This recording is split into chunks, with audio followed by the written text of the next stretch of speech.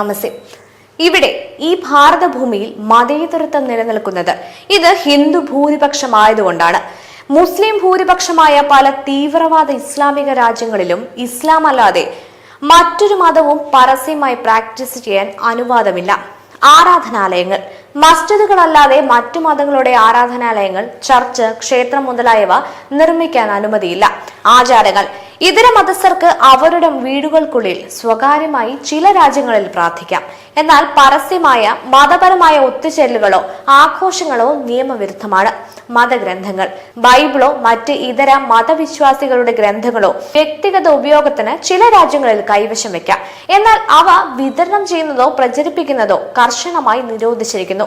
മറ്റു മതഗ്രന്ഥങ്ങളുടെ ഇന്റർനെറ്റ് ഉപയോഗവും mobile app പോലും ചില രാജ്യങ്ങൾ കർശനമായി നിരോധിച്ചിട്ടുണ്ട്.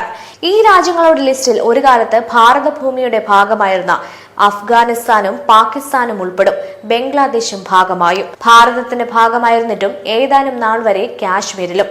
ഇടയ്ക്കിടെ ഇസ്ലാമിക് സ്റ്റേറ്റും താലിബാനും അൽ ഖ്വയ്ദയും ഇന്ത്യയെ ആക്രമിച്ച് കീഴടക്കുമെന്ന് പറയുന്നതും ഇന്ത്യയെ മതേതരമായി നിലനിർത്താൻ വേണ്ടിയല്ല. അവർ പ്രാക്ടീസ് ചെയ്യുന്ന പുസ്തകത്തിലെ ആശയം ഉൾക്കൊണ്ടുകൊണ്ടാണ്, അല്ലാതെ ബാലരമയോ കളിക്കുടക്കയോ വായിച്ച് ആവേശം കൊണ്ടല്ല.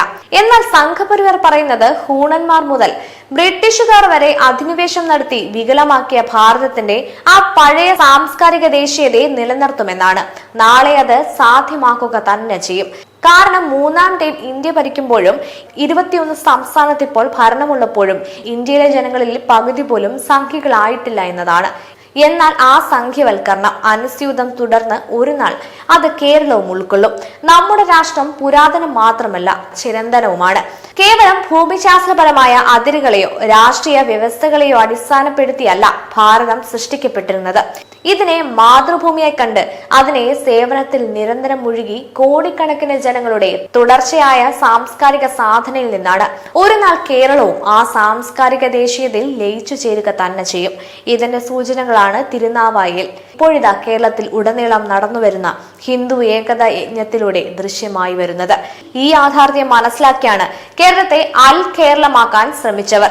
1921 തുർക്കിയിലെ ഖലീഫയ്ക്ക് അധികാരം നഷ്ടമായതിന്റെ പേരിൽ സ്വന്തം അയൽവാസികളായ ഹിന്ദുക്കൾക്കും ക്രിസ്ത്യാനികൾക്കും അവലും മലരും കുന്തിരിക്കവും പോലും വാങ്ങാൻ പറ്റാത്ത അവസ്ഥയിൽ കഴുത്തറുത്ത് തൂവൂർ കിണറ്റിലിട്ടവർ ഇന്ന് വല്ലാത്ത മതേതരത്വം പറഞ്ഞ് വെറുതെ വാർത്ത സൃഷ്ടിക്കാൻ ശ്രമിക്കുന്നത്.